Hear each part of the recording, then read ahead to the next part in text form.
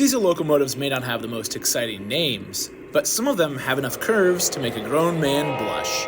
Typically, that's some sort of streamlined passenger train, but in this case, it's a road switcher from a company that's known more for submarines. Confused? So was I, and that's part of the allure of why I sought this engine out in the first place. Today, we're going to look at this surprisingly stunning Lionel Legacy H15-44. Some background on this engine first. These were the first true road switchers developed by Fairbanks Morse in 1947, a company more well known for their marine engines with naval vessels. FM didn't have huge success sales-wise with their diesel locomotives and only managed to build 1,460 units total from 1944 to 1963. This handsome example came to the Rock Island line and was only rostered with one other. Unlike larger railroads, their shops weren't exactly keen to work on these opposed-cylinder prime movers, so units 400 and 401 were re-engined in their main shops with a more commonplace electromotive division engine. It's like converting a Subaru to have a V6 crammed under the hood.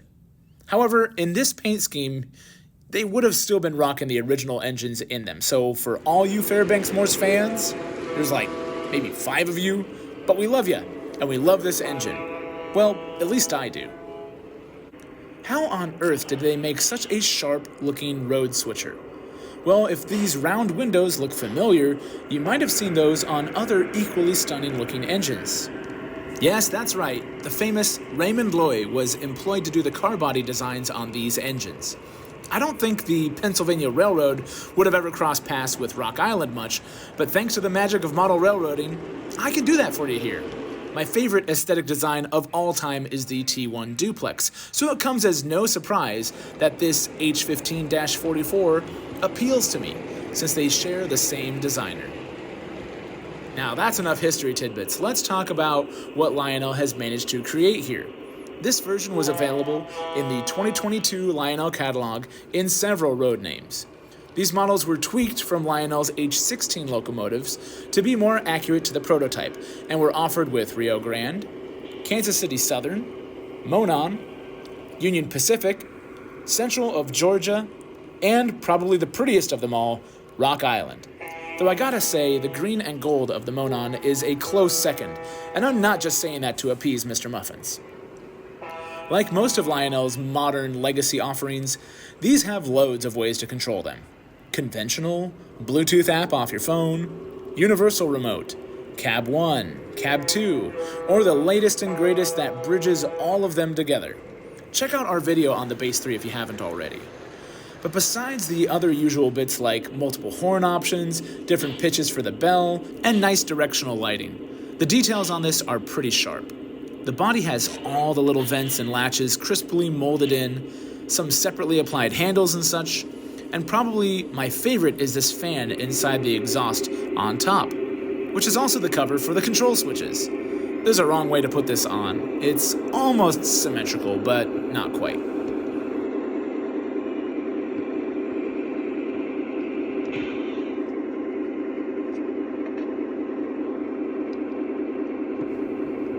I gotta say, I am relieved that this engine not only has a good strong sound set, but also the voices for the engineer aren't Mr. Lionel. If you know what I'm talking about, here's an example. Dispatcher, ready to roll. Can I pull? Over.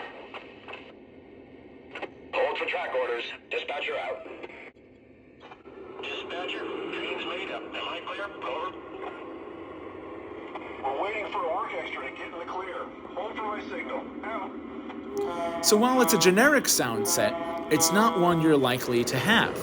For some folks, that's a deal killer, so I'm happy to report that's not the case here. The horn has this fun part that kind of makes it sound like a young kid going through puberty.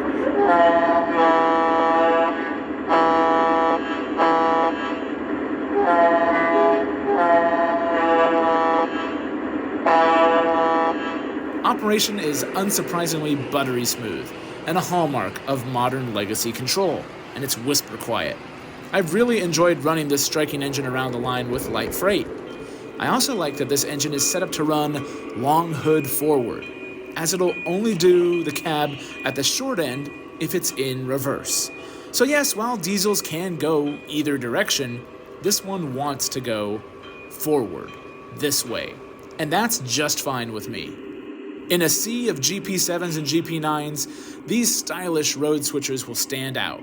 From the sleek hood lines to rounded cab windows, these just look less like an appliance and more like a statement.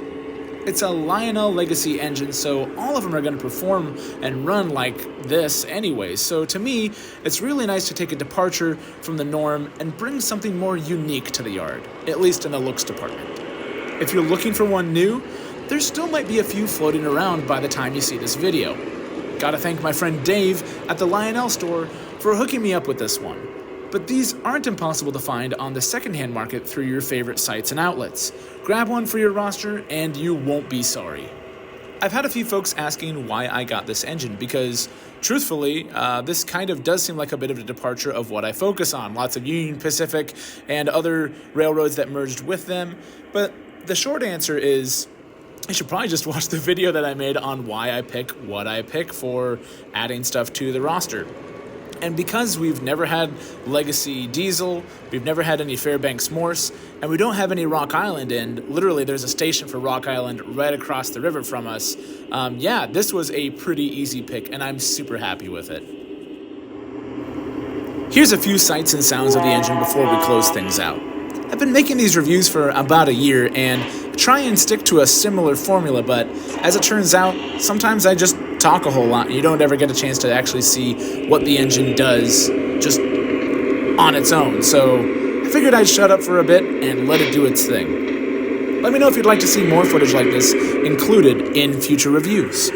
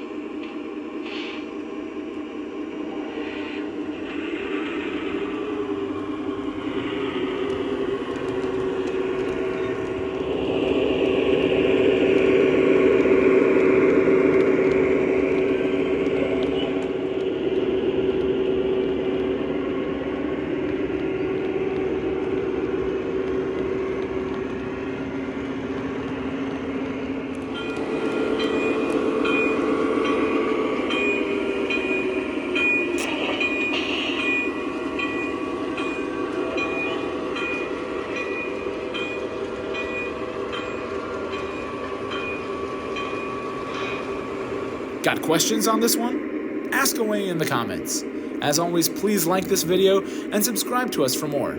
Check out our other reviews that I have linked at the end here, and we'll see you on the next one.